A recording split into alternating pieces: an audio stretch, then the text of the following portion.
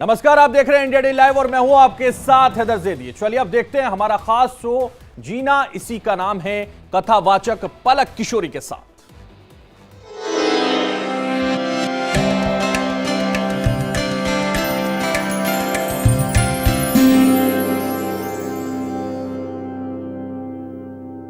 जिसकी नैया संभाले कन्हैया,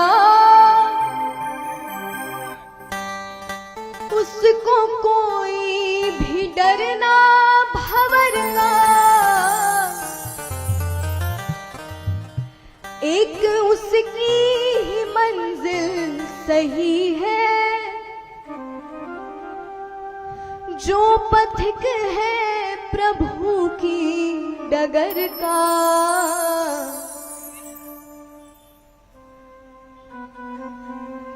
गम की आंधी उसे क्या उड़ाए, जो प्रभु मौज में झूमता है, ढूंढता जो सदा सावरे को, सावरा खुद उसे ढूंढता है।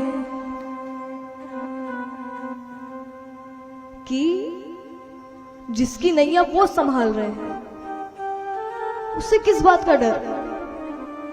वो क्यों डरे किसी और से?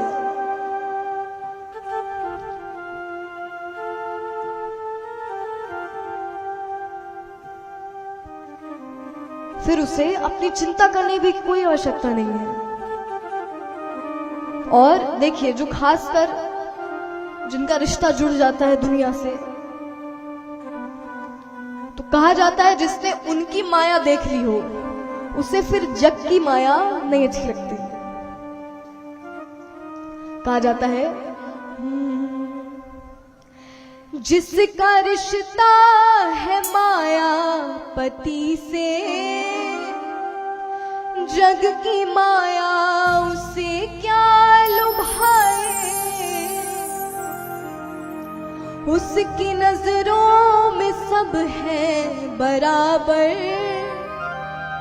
कोई अपने न कोई पराए। जिसके दिल में बसा श्याम सुंदर, हर कहीं शाम को देखता है, ढूंढता जो सदा सावरे को, सावरा खुद उसे ढूंढता है।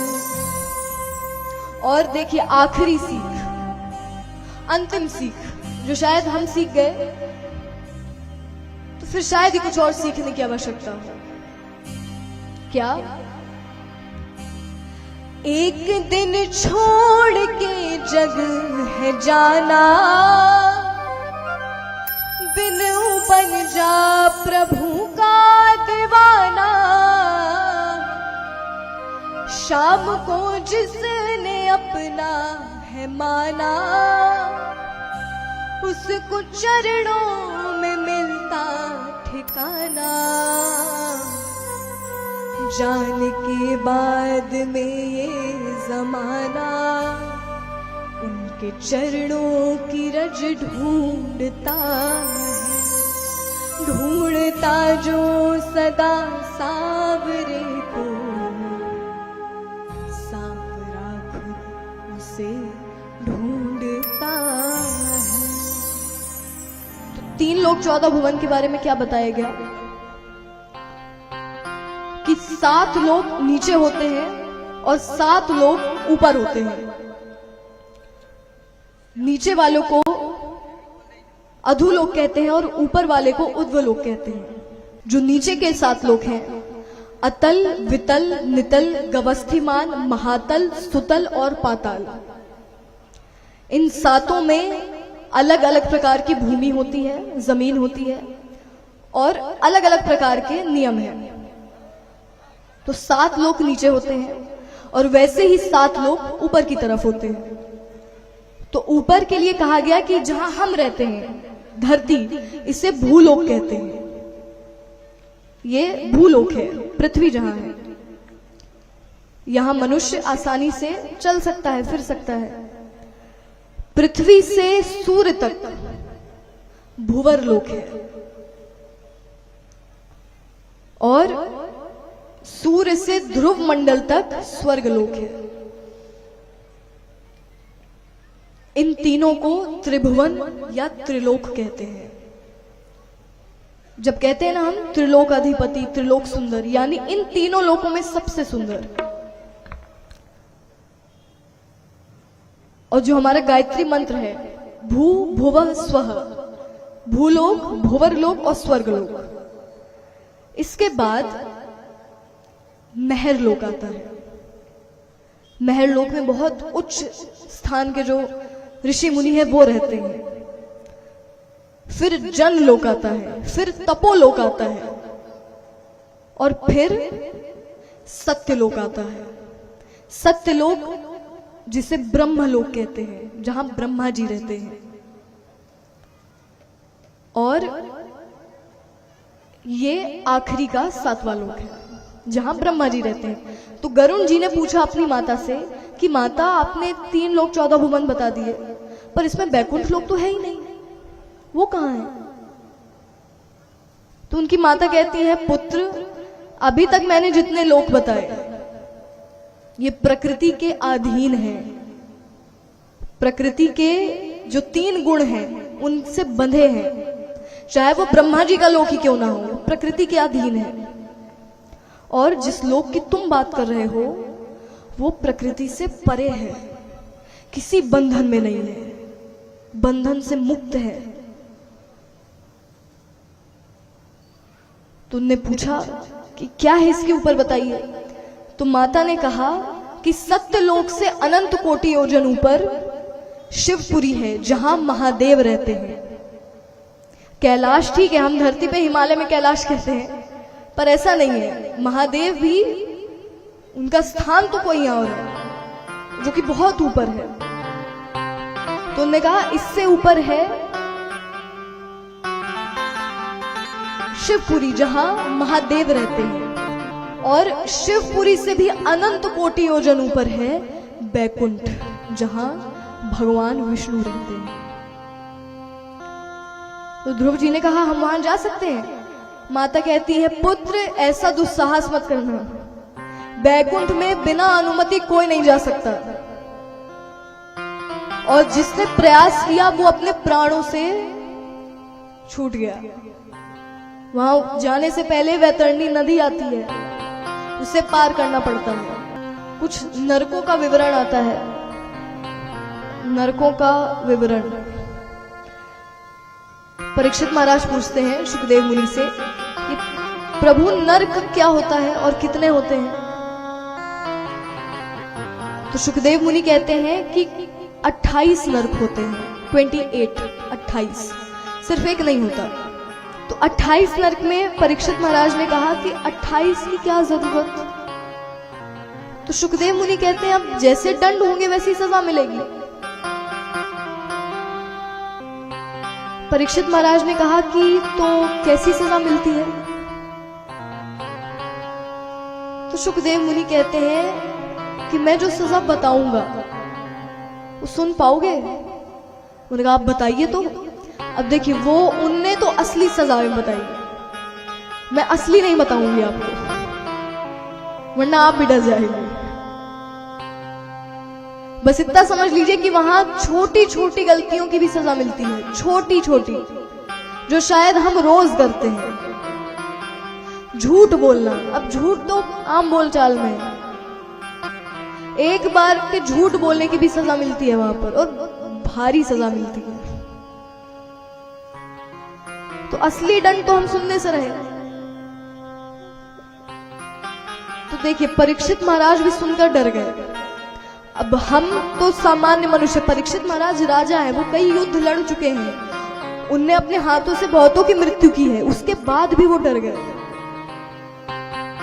और वो तो बहुत अच्छे राजा थे, वो तो गलत काम भी नहीं करते थे, शायद ही उनने जीवन में 1-2 गलत काम किए हो, उसके बाद भी वो डर गए। तो हमारा आपका क्या होगा?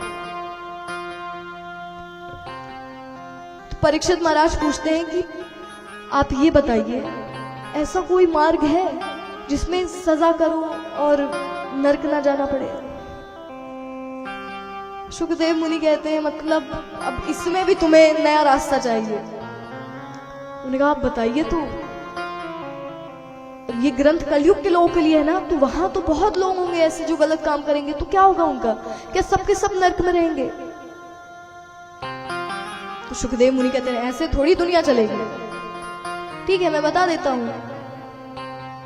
अंतिम समय में, मृत्यु के समय में किसी ने अगर भगवान का नाम एक बार ले लिया, वो नरक नहीं जाएगा। अब ये सुनने में बहुत आसान है, पर है नहीं, बहुत कठिन है। क्योंकि जिसने जीवन भर उनके नाम लेने का प्रयास नहीं किया, वो अंतिम क्षण में कहां से ले लेगा, या कैसे उसके चमक जाएगा अचानक से? जिसने जीवन भर नहीं लिया वो लास्ट में ले लेगा। लास्ट में फिर आपको सिर्फ दुनिया याद आती है कि मेरा ये काम छूट गया, वो बचा है, वो बचा है। तो राजा परीक्षित कहते हैं कि अच्छा नाम लेना पड़ेगा, पर आपने जैसा कहा ये तो बहुत आसान है। सुखदेव मुनि कहते हैं आजा, बिल्कुल आसान नहीं है। कौन कह रहा आसान है? अच्छे अच्छे लोग नहीं ले पाते, तुम साधारण इंसानों की बात कर रहे हो। और जिसने लिया है उसको मुक्ति मिली है। तो उन्होंने कहा कि ऐसा कोई उदाहरण हुआ है अभी तक? उन्होंने बोला क्यों नहीं हुआ है? उन्होंने कहा अजामिल नाम का एक ब्राह्मण था, छोटा बच्चा था जब, तो वो वन में गया और वन में उसने गलत संग देख लिया। अब क्योंकि वो तो छोटा है तो मन में बुराई प्रवेश कर गई। अब एक बुराई आई, जितनी बुराइयां हैं वो सब धीरे धीरे आती गई। धीरे धीरे जितनी बुराइयां हैं सब आती गई। अब उसके घर में कई स्त्रियां रहने लगी, एक पत्नी थी। जितने आसपास के लोग हैं सबको पता है कि बहुत अत्याचारी, बहुत कुकर्मी ब्राह्मण है। ब्राह्मण तो है पर ब्राह्मण कहलाने के लिए योग्य नहीं है। भगवान ने कहा है कि मैंने नहीं कहा कि जन्म से तय करो कौन क्या है, मैंने तो सीधा सीधा कहा है कि गुण और कर्मों को देखो। वो जन्म से हमने आपने बना लिया। बीच में कुछ ऐसे लोग आए जिनने पूरा नियम खराब कर दिया, कहीं का नहीं छोड़ा। पर ये हमारी संस्कृति नहीं। हमारे यहाँ सिर्फ गुणों को देखकर, आप बहुत ऊंचे कुल के हो पर अगर आपके कर्म अच्छे नहीं है ना, तो आप वहां के कहलाने लायक नहीं है। तो यहां लोगों ने कहा ब्राह्मण है पर ब्राह्मण कहलाने के योग्य नहीं है। संजोग से एक दिन कुछ ऋषि मुनि जाते हैं, साधु संत जाते हैं, और उन्हें रात में रुकने के लिए एक स्थान चाहिए था। तो उन्होंने आसपास के लोगों से पूछा कि आपके नजरों में कोई ऐसा व्यक्ति है जिसके घर हम एक रात रुक सके? तो उन्होंने कहा हाँ व्यक्ति तो है पर ब्राह्मण है, ब्राह्मण कहलाने के योग्य नहीं है। उन्होंने कहा हमें कौन सा रुकना है, हमें एक रात बस रुकना है, उसके बाद तो हम ऐसे भी चले जाएंगे, बताइए कौन है वो? उन्होंने कहा अजामिल है उसका नाम, सामने यही पास में घर है, आप जा सकते हैं मन हो तो। जितने साधु संत हैं वो जाते हैं। वहां पे अजामिल उस समय घर में नहीं था, उसकी पत्नी थी। उसने ब्राह्मणों को भोजन कराया। कुछ समय बाद वहां अजामिल आता है। उसने कहा ये कौन लोग हैं और ये मेरे घर में कैसे आए, और आप लोगों को भोजन किसने दिया, मेरे घर से जाओ। पत्नी ने कहा कि ब्राह्मणों से ऐसे बात करते हैं, साधु संतों से ऐसे बात करते हैं, क्षमा मांगिए। तो एक बार को अजामिल का ठीक है माफ कर दीजिए, क्यों आए हैं आप लोग? तो उन लोगों ने कहा कि हमसे डरो मत, हम सिर्फ एक रात रुकेंगे, हम कल चले जाएंगे पक्का, पर अब हम तुम्हारे घर आए हैं तो तुम्हारा अच्छा सोचना भी हमारा कर्तव्य है। जाने से पहले उनकी पत्नी ने कहा कुछ दे दीजिए। अजामिल ने कहा अच्छा आप कुछ मांग लीजिए जाने से पहले। तो उन साधु संतों ने कहा कि हमें तुम क्या दोगे? बस एक एहसान कर दो या एक काम हमारा कर दो कि तुम्हारा पुत्र होने वाला है, 10वां पुत्र होने वाला है, उसका नाम नारायण रख देना बस। क्योंकि देखिए उस समय के जो ब्राह्मण थे वो कर्मों से थे, वो उतने अच्छे थे वास्तव में, आप मिलेंगे तो उनके चेहरे में तेज होगा। वो कहा जाता है वो किसी के घर का चावल खाकर पहचान जाते थे कि सामने वाला व्यक्ति कैसा है। तो उन ब्राह्मणों ने अजामिल के घर का भी चावल खाया, उनको लगा कि ये व्यक्ति अच्छा है पर गलत संगति में है। व्यक्ति बुरा नहीं है, संगति गलत है। तूने कहा कि जो 10वां पुत्र होगा उसका नाम नारायण रख देना। अजामिल ने कहा ठीक है। कुछ समय बाद, कुछ महीनों बाद जब पुत्र होता है तो अजामिल ने नाम रखा नारायण। अब हर समय नारायण तुम कहाँ हो, नारायण मुझे पानी दो, नारायण यहाँ चले जाओ, आ जाओ आ जाओ। मुंह में किसका नाम है? नारायण, भगवान का। ऐसे करते करते उसे आदत हो गई नाम लेने की। अब वो हर जगह जहां जाता है नारायण नारायण नारायण।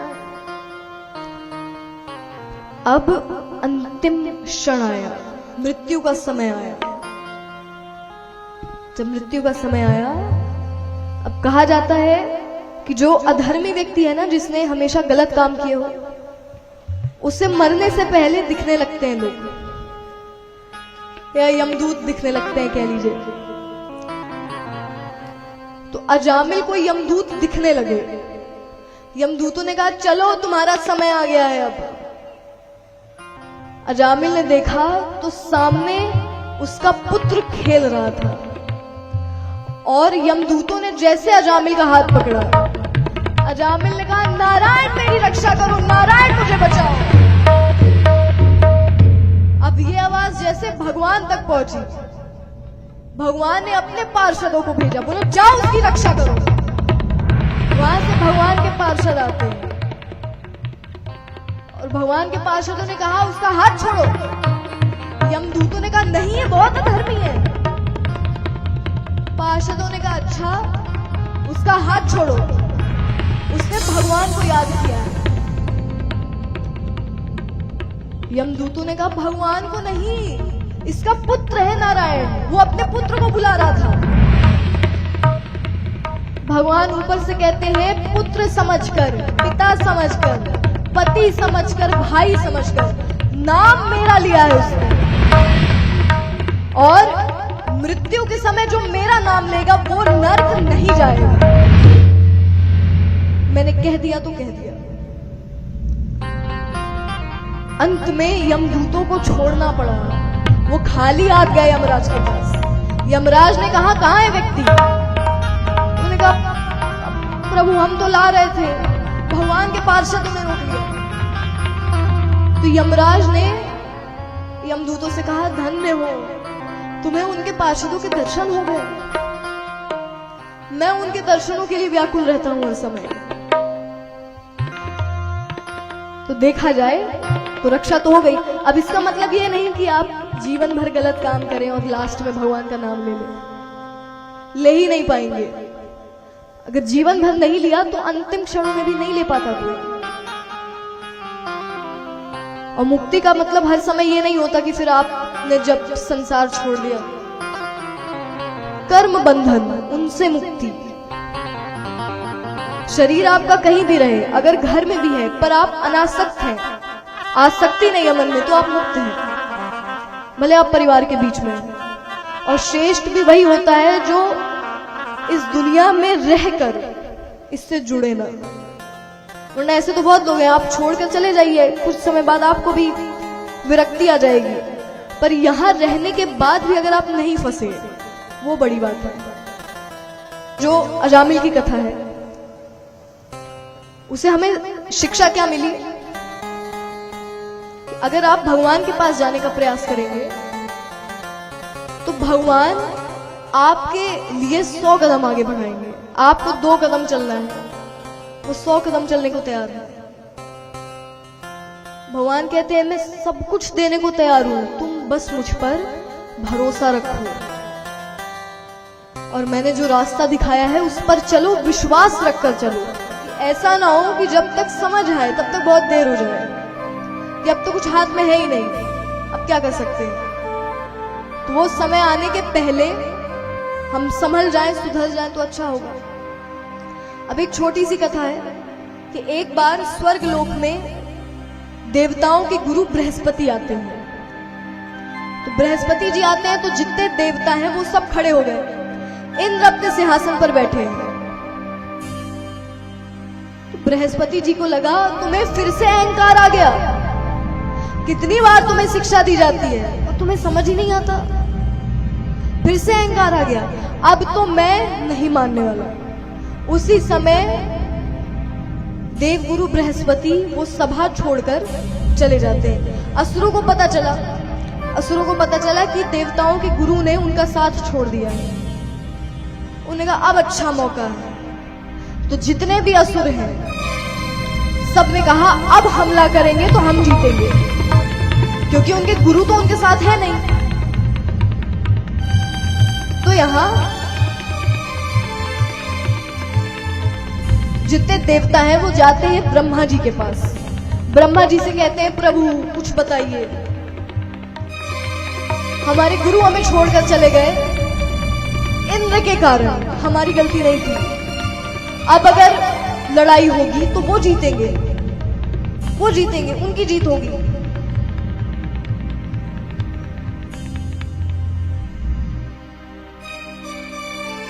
फिर ब्रह्मा जी ने कहा सिर्फ एक रास्ता है, जाओ विश्वरूप के पास।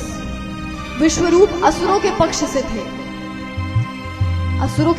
थे, उनने कहा कि सिर्फ वो है जो तुम्हारी सहायता कर सकते हैं। जितने देवता हैं वो जाते हैं विश्वरूप के पास और उनसे कहते हैं कि हमें माफ कर दीजिए, हम आपसे सहायता मांगनी पड़ रही है अब हमें आपसे, हमारे गुरु हमसे नाराज हो गए हैं, इंद्र के कारण, हमारी गलती नहीं थी, आप हमारे गुरु बन जाइए। विश्वरूप जी मान जाते हैं, कहते हैं ठीक है, और उन्होंने नारायण कवच देवताओं को दिया।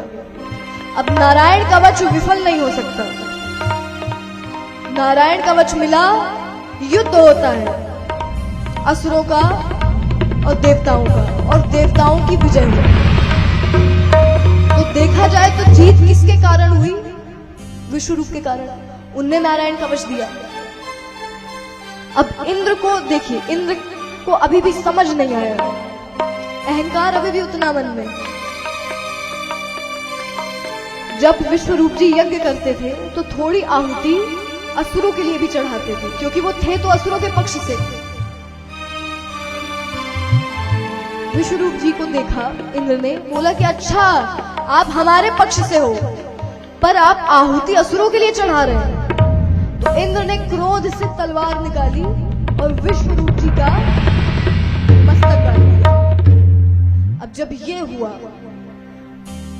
तो इंद्र से बड़े जितने हैं उनने कहा अब तो ज्यादा हो गया, अब हम इंद्र को नहीं छोड़ेंगे, और सब यज्ञ करने बैठते हैं। यज्ञ में उनने कहा कि हम ऐसे अस्त्र को बनाएंगे जिस अस्त्र से इंद्र की मृत्यु हो जाएगी। अब देखिए वो क्रोध से मंत्र करने बैठे, क्रोध से यज्ञ करने बैठे। जल्दी जल्दी में मंत्रोच्चारण में गलती हो गई और जो अस्त्र आना था, अस्त्र की जगह पे वृत्तासुर नाम का दैत्य आ गया।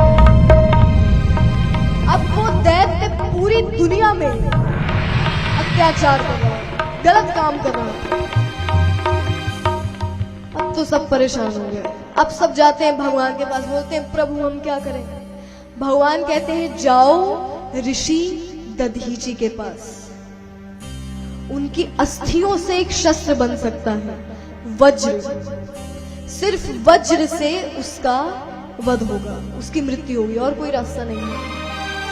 तो जितने देवताएं जाते हैं ऋषि दधीचि के पास, ऋषि दधीचि के पास जाकर कहते हैं कि एक वृत्तासुर नाम का दैत्य आ गया है, पूरी सृष्टि में अत्याचार कर रहा है, आपकी अस्थियों से शस्त्र बन सकता है वज्र, सिर्फ उससे उसका वध होगा। दधीची मुनि कहते हैं, अगर मेरे एक के बलिदान देने से बहुत लोगों की जान बच सकती है तो मैं ये बलिदान देने को तैयार हूं। और ऋषि दधीची बिना कुछ सोचे समझे उसी समय ध्यान में बैठते हैं और उन्होंने समाधि से अपने शरीर को छोड़ दिया।